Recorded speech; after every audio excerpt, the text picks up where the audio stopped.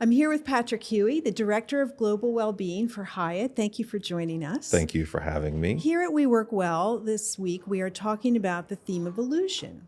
And one of the things that's relevant for our industry is the stage concept. You know, we put on a stage show, as it were, doing spa and salon and beauty treatments, and the guest sees what's on the stage, but hopefully not what's behind it. Hopefully. And when I thought of that topic, I said, I must speak with Patrick because this is a person with great stage experience. So thank you for joining us. Thank you. On the topic of that, you know, the guest sees what's on the stage. You, in your job at Hyatt, are responsible for many stages. You know, tell us a little bit about the scope of what your purview is there. Thank you. So at Hyatt, it's kind of a new position, I think, in the spa wellness world, what I do at Hyatt. I oversee our well-being initiatives globally.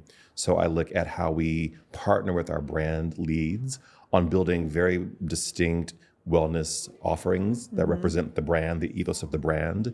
I look at partnerships. How do we find the right partnerships to help extend that story globally across many different countries and continents? And I look at how do we build programming that can be immersive in content to really give guests and members specifically a very deep, meaningful dive into a culture, a country, a region. Those are the big swaths that I sort of cover in my work. That's a big mandate. It is. And I think, I think hotels more and more are being asked to think in sort of big swaths like that because the guest wants that. The guest wants an experience, Yes. which lucky for us, that's what we provide. Yes. And you can't AI what we do. No. So how do we keep the stage separate, front and back of house? Or how do you create situations where the guests can be so impressed with what they see on the stage, but unaware of what it went to make that happen behind the scenes? That's a great question because I think there's nothing more challenging for a guest than to hear why something isn't right. Right. They don't care that somebody, I mean, they care as a human being, Sure. but, it's not important for them to know that someone called in sick or that this thing that we relied on is not working. So the way you really address that and deal with that is you train people and you really help people understand the why of what they're doing and the how of what they're doing. And you give them very specific skill sets to focus on. So when we build an experience at Hyatt, for instance, we take them through weeks of training. We ask tough questions like, why do you want to do this experience? What do you want the guest to leave with thinking, feeling, or having had a shift in thought about something? So that it's really focused on building a very intellectually curious experience, but also a very personal experience for the guest. And I think that helps draw that distinction between front of house and back of house. We're currently at the Westlake Village Four Seasons. I opened this property 20 years ago. Oh my goodness, wow. Yeah, so it's a homecoming in a strange way. But when we opened, the GM at that time was very much like, we are on a stage here. And your job is to know all of the sort of the nuances of your position, be savvy about what you're doing, but never forget that you're on a stage and guests are watching. And what happens behind the stage, they don't need to know about that. It doesn't really impact them personally, or it shouldn't. So your job, no matter what part of this industry that you're in, is to always remember that people are watching and they're paying for an experience. And that's one of your key missions if you choose to accept it. That's one of your key missions. But it's hard. It's very, very hard. I think it's a difficult message, especially with, I don't want to say the younger worker, but you and I grew up in an era when we understood that difference, Yes. back of house and front of house, and there were certain things you never did or said outside of the break room. But life is a little more casual now, and it's more authentic in a way, and yet we still want to maintain that. And of course, if you're in a 4 or 5 star property, versus a local day spa, there are different expectations from that guest. Very. And the guest can lull you into a sense of calm and like that they want to be your friend, but that can bite you when you reveal too much about your own life. So let's talk about the challenge of training a young person to where to draw that line. Yeah, it's tough because we live in a world of cell phones. And so instantly your attention is elsewhere, right? When you're working, and we say don't have your cell phones out, all of that, but people are on their phones all the time. It's the million dollar question. How do we train a younger generation to deliver a level of service that we were taught was, non-negotiable? And you have to, I think the training of a person doesn't change. You have to always explain why. And oftentimes we expect people, like our generation, we just did it because that's how we were taught to do it. Yes. But in this world today, you have to tell people why. You have to explain why it's important. And oftentimes you're asking people to deliver an experience they have not had themselves. And that's where the training comes in and the explaining. But for me, if you get to the why of a matter with a person, they tend to grasp it if they choose to. There's always the carrot and stick piece, I suppose, but no one responds to that anymore, I don't think, at least. And then you kind of have to hire for it. So I remember, and I'll use this place as an example, when we had huge hiring fairs to hire people, if they didn't smile in the interview, we didn't hire them. That's the best you're going to get somebody. Right. It's all downhill Your interview, from there. it goes downhill after that. If you can't smile, So you have to, you as the person who's doing the training and the hiring, you have to select for the skill sets that you want to see. And then you have to explain to people why it is that we're doing this. And then you have to be reasonable in your expectations, right? And I think, I have friends who have kids who are in their 20s, mid-20s, early 30s, and their level of engagement is quite different. They're going to call you by your first name. So if that bothers you, it's get over it. But the level of intimacy and the level of casualness is just, it's a part of it. You can't train that out of someone, but I think you can make them aware. And I think you can make them you can invite them into a different way of behaving with the guest when they're in front of you. And quite frankly, I think some of the guest expectations have changed because of the world that we live in. Like before, it would make me nuts if somebody was on the phone, and now I'm like, I get it. So it's an interesting question, and I think it'll be a great sociological study someday to understand how we deliver service. Well, we're going to have to watch how we keep doing it. I mean, that was where I wanted to go next, was the guest expectation. I mean, back in the day, guests first started seeing pictures of spas in magazines and in the media, and they were all in Vegas, and so people thought, oh, that's what my spa looks like down the street, and then they would go, and it didn't look like that. No. But maybe it gave a great experience, and I'm sure you and I could both share stories about the best spa treatments we've ever had. Probably not in huge facilities, the smaller place. So what is the guest expectation today walking into a Hyatt spa? What is it that they want to be wowed by, and how can you work to provide that? I think people want to be seen now more than ever. And I think, what makes our job incredibly hard is that if I have to see you, that means I have to see you as Lisa. I can't see you as guest number 37. And so the experience has to shift based upon what you're showing up with, what you're presenting with at the desk or in the treatment room or in the restaurant, right? So that's the hard part, I think, is that it has to, you have to have people, and that goes back to the first question about on stage, off stage. You have to hire people who are incredibly sensitive to the unique energy that people bring into any business they walk into today. But I think that's how you do it. You have to really just, people want that personalized treatment. They won't say it like this, but they want you to be an expert. I know we're in a time when expertise is sort of on the chopping block in many ways. Well, it's taken for granted because we can all have it in our pocket. Right. But just because you read it on Google or Reddit doesn't mean it's right. Or that you haven't trained as a therapist will have trained for years to do that job and to understand what they're doing and what your body is telling them as you massage them or give them a facial or whatever it may be. But you kind of, you have to be kind of all things to all people. I think guests want that personalized experience. They want you to know what you're doing.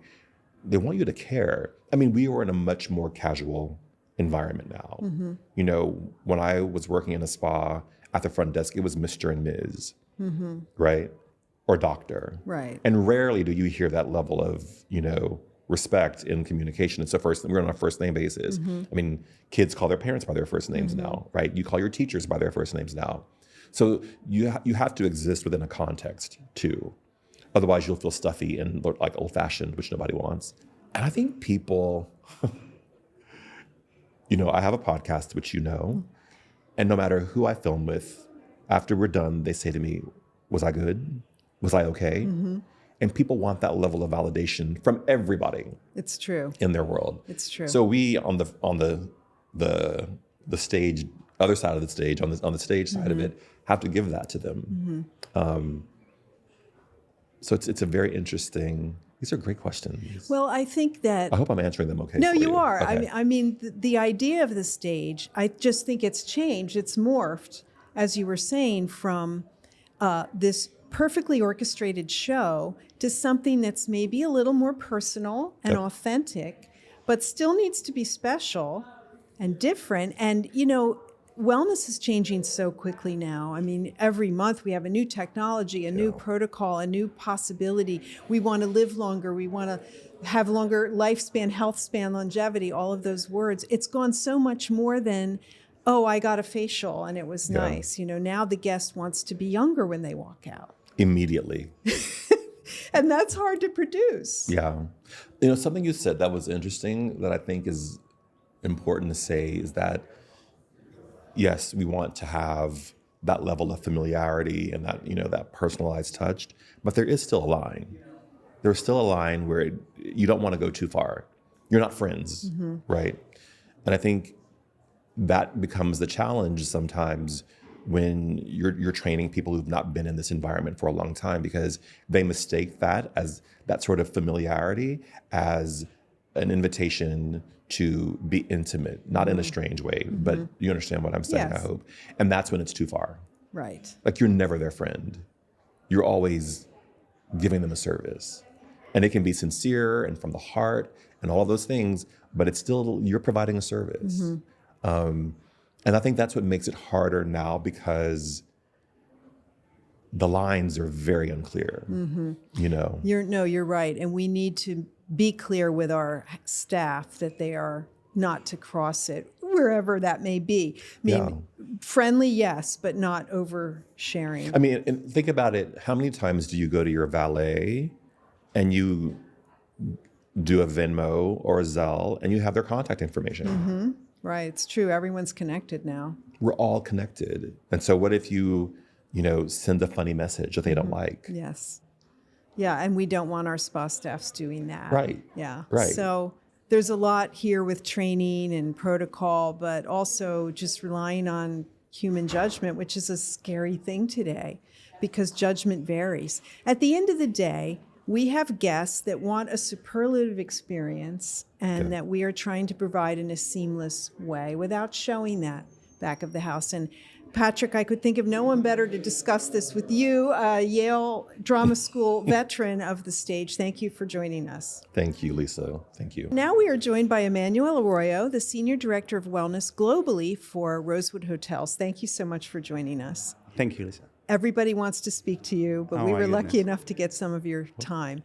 So at this version of We Work Well, we've been talking about the theme of illusion and how things look one way, but they are another.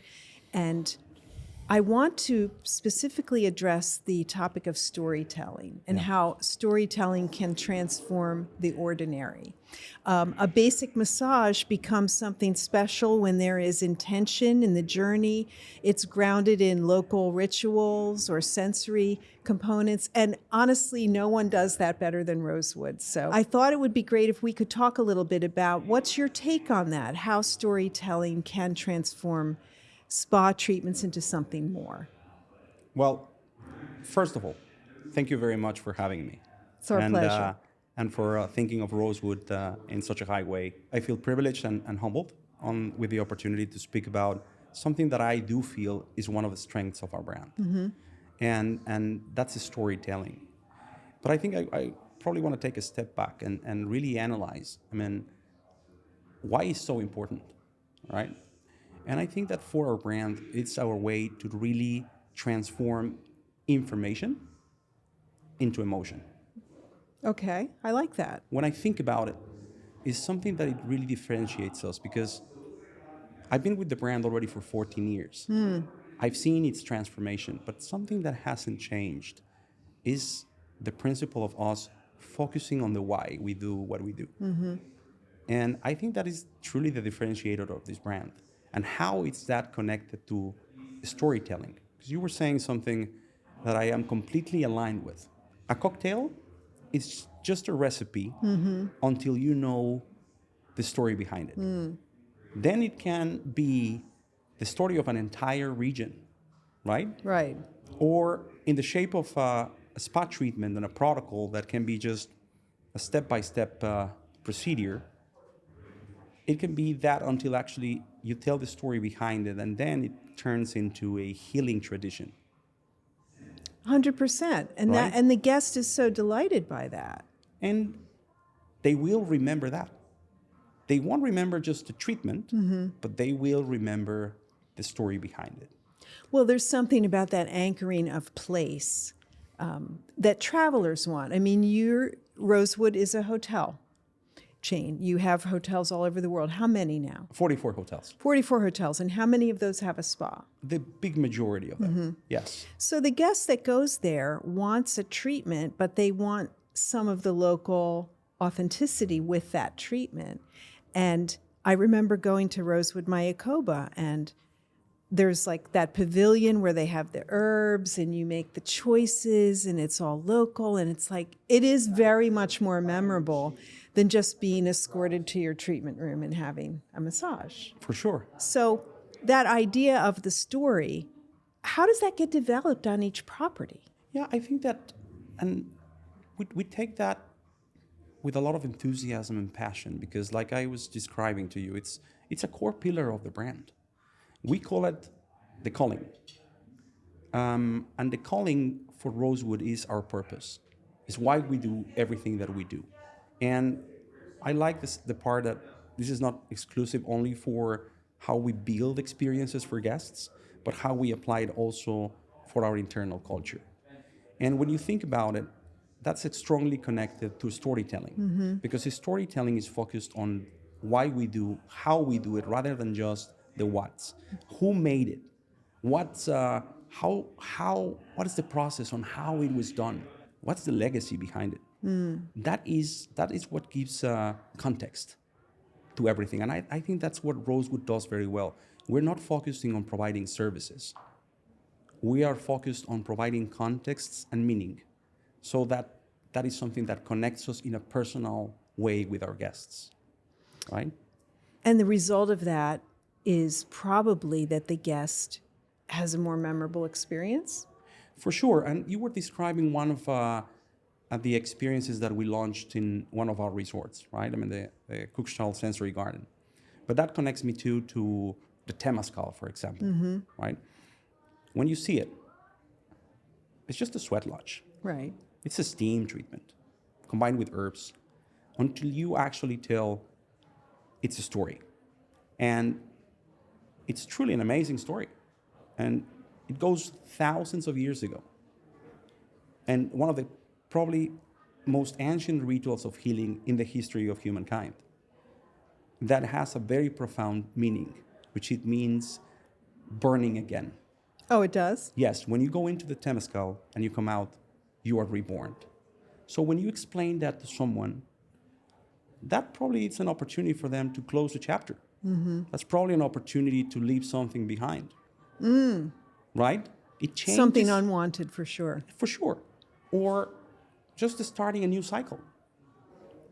But they will never perceive that until you actually tell them the meaning and the actual why of the experience. then it becomes something more than just a steam bath with herbs, right? And we have been so amazing launching experiences like that. And not just in spa. And, I mean, I think wellness we do very well, but like I was saying, this touches everything that we do in Rosewood. We tell stories on fishermen from Baja that have been sourcing families for decades. We tell stories about chefs sharing recipes of their grandmothers, right? Or bartenders that are, I mean, speaking about the history of the regions through their cocktails they prepare, like I said. And I honestly think that that's part of the great success that we have had with launching this concept of relationship hospitality. Storytelling has been the bridge of building such a strong relationship with our guests. Let's talk about relationship hospitality. What does that mean? I mean, the obvious, as you said, building relationship with the guests, but what's behind it? I think like it goes much beyond just, like I said, providing a service.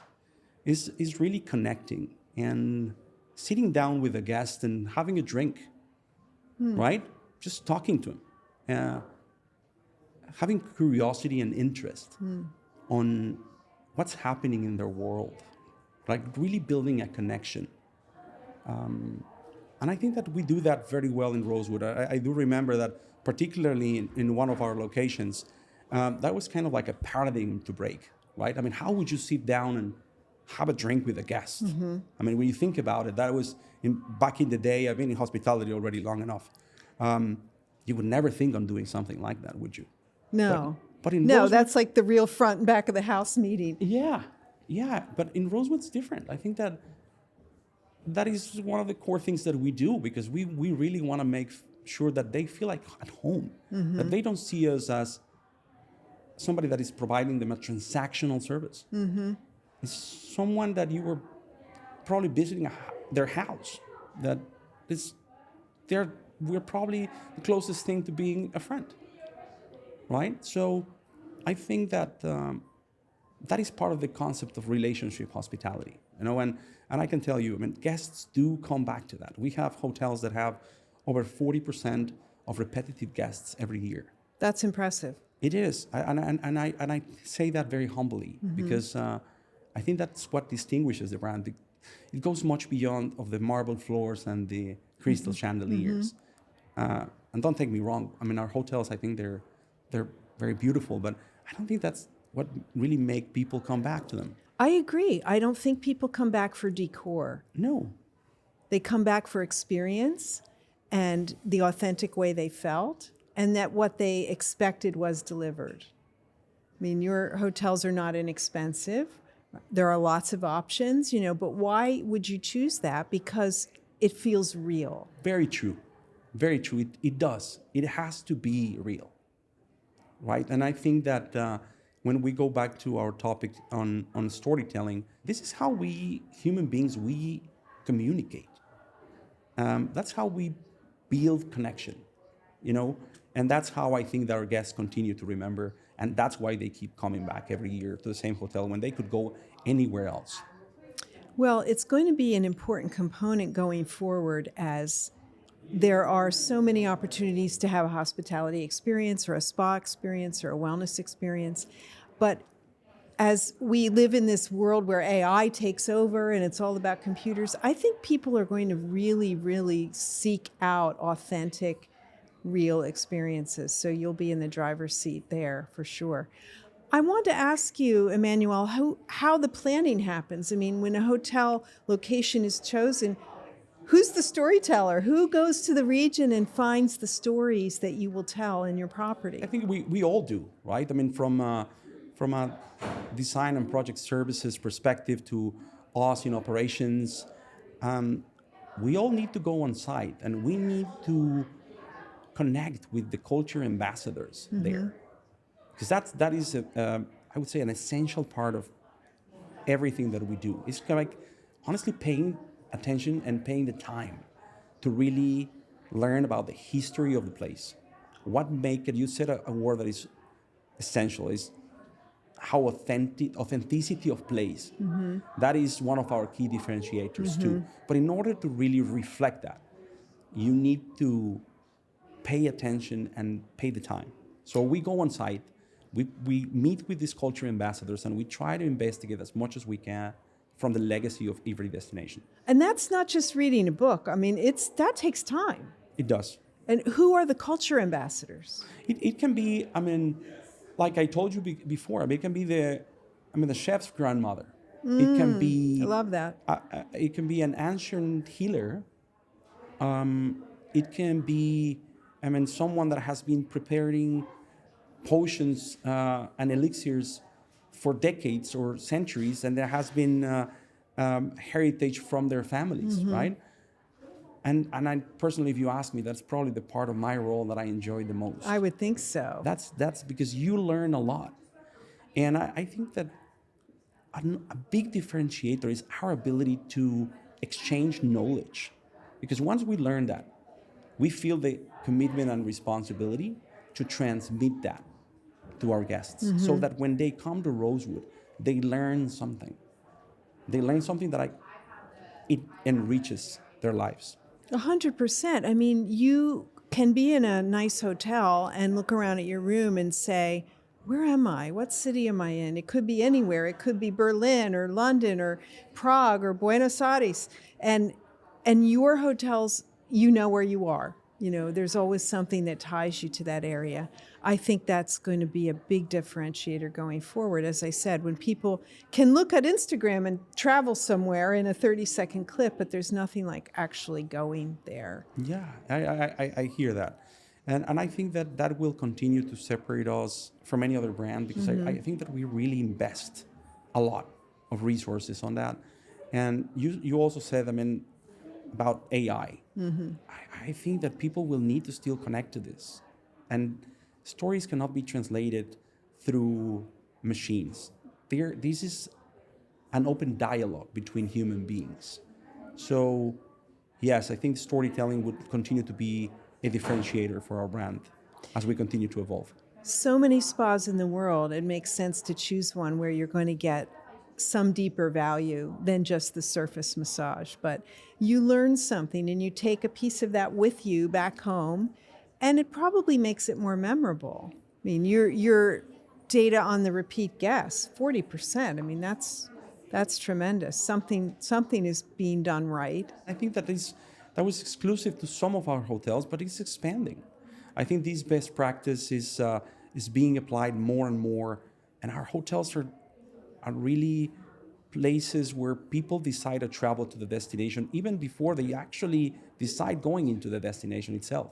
They're traveling for that. They're traveling for the people, the relationship hospitality component, and the storytelling.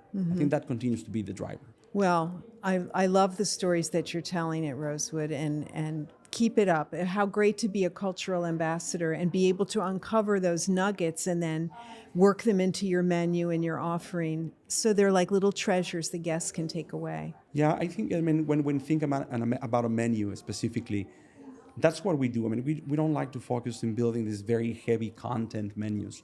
Instead of that, we focused on delivering stories, something that guests will remember, and that they will connect with. So it's not about too much, or I think sometimes it's less is more, but it's about picking the authentic experiences that they will connect with. Well, keep up the good work. Emmanuel Arroyo. Thank you. And thank you, Lisa. Rosewood Hotels, Global Wellbeing. Thank you for being with us. Thank you so much for the invite. I really appreciate it. You're welcome. Thank you. So we are here now with Ariel Clay, the Chief Operating Officer of Woodhouse Spas. Ariel, how many spas does Woodhouse operate now? We have 93 spas across the country. 93, that's a lot of people. How many people work in the company? Gosh, including all of our providers, we have over, I think, 3,500 employees. That's a daunting number. Yeah. So at the We Work Well event, we are discussing illusion and how that concept applies in a business setting. You know, what is the idea of illusion and how do we manage around that?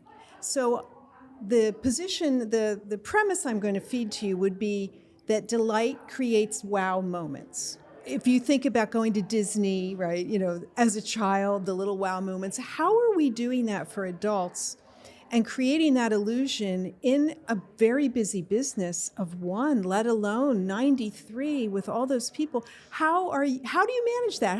Can you tell us, like, where do you start? Sure. So I think with Woodhouse, you may or may not know this, but we are predominantly a franchise model. Mm-hmm. So we have 65 or 70 different franchise owners who own and operate their spas. And I think it really starts with them. When we select who is going to be a new Woodhouse franchise owner, we're looking for those things. So we're looking for them to share moments with us that they had like at Disney World or like at other sort of renowned properties around the world. And we're looking, do they notice those things? Because if you don't notice those things, how can you then deliver them to your guests? Or substantiate creating the infrastructure to deliver them if they're not important. Exactly. And you're right. And prioritize them. So, there's cost to all of those moments, but we are looking for owners who don't really care because they know they're going to make that up through the experience, through the return visits and that sort of thing. So I just wanted to say that just to start, that's that great. First and foremost, like if you don't put the people in charge of the daily operations who think it's important, I think it's hard to get there. So we're lucky. We have just great franchisees who prioritize those moments. And you're able through your process to create that franchisee. I mean, you're not leaving it to chance. No, they have to have the will to deliver on that guest experience. And then, of course, we provide them with training and best practices and connection with other franchise owners to really kind of figure out where those opportunities are. Mm-hmm. I think that, if our guests walk away feeling like that Disney moment, like someone just popped up from a tunnel and filled my wine glass in the relaxation room, then I think we know we're doing it well. I think there's so many examples I can think of visiting the spas across the country of just those moments. I just heard last week from a spa where a regular guest of theirs, was receiving some cancer treatments, and they curated a basket for this guest of like appropriate products and got their mailing address and sent it to their house, because they couldn't come into the spa for a while. That's so awesome and so proactive. Yeah, exactly. And so they get to know their guests and they find these opportunities without even trying really to like deliver on those like unexpected hospitality experiences. Well, that's the kind of thing you can't create a playbook for, right? I mean, you can't like have in your regulations, if a client has cancer treatments and they can't come in, so how do you create a situation where people know to go that extra step?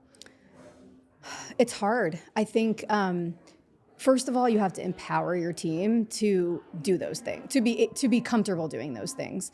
You can't really tell them exactly what to do because it's so situational, but when you model those things, by sort of doing some of it yourself and having them watch, they kind of learn on the job as they go.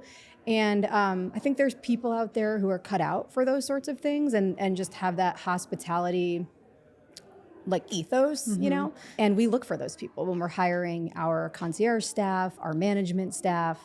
But it's funny, have you read Unreasonable Hospitality? Yes. Okay, so I read that about a year ago, and I don't run day-to-day in spa operations, right? But having read that book, I wanted to, because I wanted to be able to like have a position that was dedicated to delivering those unreasonable moments. And I mean, my team, I think, wanted to kill me because I was texting them every time I turned the page. I would text them with like, here's an idea that works in a restaurant, but here's how we can do that in a spa. And I think when you have people that get excited by those sorts of things, you have the team that's going to be able to deliver that. Well, let's back up then and talk about how do you get that team? I mean, in spa industry in general, aside from a hotel setting, and certainly in your case, day spas, I mean, we're not human resource professionals. We're not really good at interviewing most of the time. I've sat through, as a consultant, so many interviews where I have an owner who spends the whole time telling the person how great it will be to work here and not actually learning anything about the applicant. So you must have a very good system that drills down. Could you elaborate on how that's working for you? Yeah, I think, well, first of all, to be clear, we definitely have hired some people who don't fit that mold, and so Sure. you learn quickly. I think a lot of our spas will do more like panel type interviews or group interviews where they really get to know the person. I think that's more effective sometimes in this sort of position than asking typical interview questions, because the right person, you can teach them how to use your point of sale system and how the flow in the Sure. spa works, right? So the skill is not usually the problem; it's the mentality, It's the personality. the personality. And so the more time more people in the spa get to spend with them, they can really see, their personality shine through. Are they going to be outgoing? Are they going to care about a guest enough to not only offer them the treatments that they really need, but also do those little touches along the way? So I think the more, gone are the days of the 30-minute, I'm going to ask you 5 questions interview. It's more of a group sort of get to know you session. And I think that pays dividends for the spa that's hiring, but also the employee, if they accept the job, they kind of know what to expect. I would say that sounds good. I'm curious if the panel of interviewers is a peer group, or is it managers, or is it both? Both. Yep. So peer group, managers, and providers. Because if everyone is flowing well together in the spa, then you have warmer handoffs from a guest, from a service to checkout, and the whole thing sort of just moves a little bit smoother. It's really a great concept that we rarely use in our industry, but when you think about it, you have a management team or leads interviewing and auditioning, doing the practicals on a therapist, and then they're kind of thrown in with the team. And I have more than once had a few applicants I liked, and at that point, bring the team in. They have to work with the person. Right. And, we also see that applicants sort of let their hair down a little bit when they're in their peer group, and they present a different front of themselves than they do in the formal interview. Absolutely. So this process helps you arrive at having the best possible people to use to perform wow moments or find those wow moments. Beyond that, what sort of training is involved, like to say, hey, this is a thing for us. We want to delight our guests on a regular basis. Is there a pattern for that, or a protocol that you use? Yeah, so as a brand, we have we call it our guest journey. And it really covers every touch point with a guest from the moment they call even to book their appointment or book online. We want to make sure that they know what to expect before they come into the spa. We want to make sure that, or if they're celebrating a special occasion, we want to know about it. Of course, we use sort of different tools within the spa, like guest notes and visit notes and other things like that to capture some of those, key life moments. And then, it allows us to offer them more of like a curated, personalized experience. Sometimes, we may hear in passing through a booking that someone's coming in, their wedding shower is this weekend or something. And so we'll, give them, some spas will give them some chocolate covered strawberries, which wouldn't normally be given, right? So if you ask the right questions, you get the answers that allow you to provide these little moments. If you don't ask the questions, you don't have the opportunity. And so that's the biggest thing that we really try to teach our corporate employees, but also, franchisees teach their employees, is using your forms and your tools and the things we're already asking guests to tell us to really identify and pick up on those nuggets. That's a great process. Is it anyone's job in particular at the desk to do that, to look ahead at appointments and go into client notes and discover those things? Yeah. So so the franchisees will all do it a little bit differently, but we own 4 corporate spas, and we have a position called the guest experience manager, and that's one of their jobs. They're sort of in charge of the front desk, and they're in charge of the guest experience. And so they're looking for those things and looking for opportunities to just make them, make the guest feel really wowed along the way, the whole time they're in the spa. That seems like a great role to have. Yeah. So how do you know it's working, right? I mean, do you know that guests respond and say in reviews or in departure about the wow moments? How do you know that your efforts pay off? So yeah, definitely through more typical avenues like reviews, but then there's the business side, right? There's rebooking. So we have a spa at least one spa in the network who Of course, they try to rebook you while you're there, but if you don't, 2 weeks later, which is a great time to rebook, you get a handwritten note in the mail. And nobody gets handwritten notes in the mail. You get bills. Right. And so it's nice. It's just that personalized touch, and it's a nice feeling. And when that results in a rebooking, then you know that you've done something right. We track guest referrals, which I think if you had a great experience, you're more likely to refer. And so I think that's another indicator that people are liking it. And then we have a really big gift card business. And I think that if you have a great experience, you want to pass that along as a gift to a friend. And so we see that in our gift card sales results. So, we're seeing it like quantitatively and qualitatively for the business. That's great to know that the results track. I mean, do you have a system to see if it sort of levels off, we're not providing enough of those? What happens then? Similarly, I think when you start to see either neutral or any negative comments, it reminds you, hey, we got to get back on track here. Same thing with sales. Like if we see sales go down for any one provider, maybe, or try to draw correlations to like what could be causing this, it's a quick reset, guys. We're really good at this. We know how to do this. Maybe we got really busy and kind of fell off a little bit, but you got to stay on it. And I think that's why having that dedicated guest experience manager position is so key, because otherwise everyone's thinking about it just a little bit. But when you have somebody whose like sole purpose is to provide that guest experience, they can't think about anything else. And so, it's rare that it falls, but when it does, it's a quick reset. It's funny you saying that. I mean, everyone's trying to cut costs, be efficient, have people at the desk do multiple jobs. But I have a consulting client who has one person at the desk who fills the book and moves people up and down and fills blocks. And that book is packed because, to your point, that person has one job and they do it really well. And they're given the time and resources to do that. And you see a result. Yep. So it's difficult to afford, right? From one standpoint, you could say, well, how we don't have the budget for that. But then how do you not have the budget to delight and wow your guests? Right. It goes back to the unreasonable hospitality, the position in the dining room that he put in and gave a budget to and said, this is your job. Find these opportunities and here's money to spend against it. And it pays back in dividends.